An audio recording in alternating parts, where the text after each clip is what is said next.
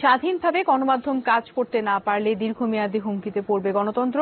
নির্বাচন ও গণমাধ্যম শীর্ষক গোলটেবিল বৈঠকে এমন মত দেন বক্তারা। রাজধানীর 20 মিলনায়তনে এই আলোচনার আয়োজন করা হয়। সেখানে সংবাদকর্মীদের পেশাদারিত্ব ও জবাবদিহিতার প্রশ্ন উঠে আসে। আমি এই কথাটা বলবো, উনি কি কমা লাগাবেন না। এই পরিস্থিতি তৈরি করার জন্য আমরা সাংবাদিকরা কম দায়ী নই। আজকাল মানুষ নিউজ পেপারের আর্টিকেল পড়ে না। সুষ্ঠু নির্বাচনে গণমাধ্যমের সম্পৃক্ততা। 20 মিলনায়তনের গোল টেবিল জুড়ে ছিল এই নিয়ে আলোচনা।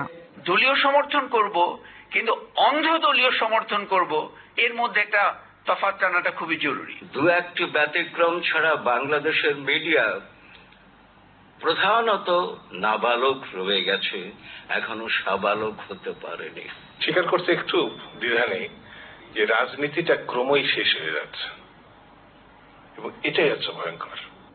গণমাধ্যমের পেশাদারিত্ব ও জবাবদিহিতা নিয়ে প্রশ্ন তোলেন গোল টেবিলে আসা বক্তারা।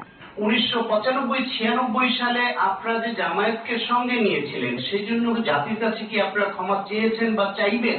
এই প্রশ্নটি কেউ করার সাহস রাখেন বা করতে পারবেন? গড়পড়তা আপনি ধরে নিবেন যে প্রত্যেকের এই দেশের লোকেরা রাষ্ট্রবিরোধী কাজকর্মে লিপ্ত, এই চিন্তার খড়গ যখন মিডিয়াতে আপনার ঝুলে থাকে।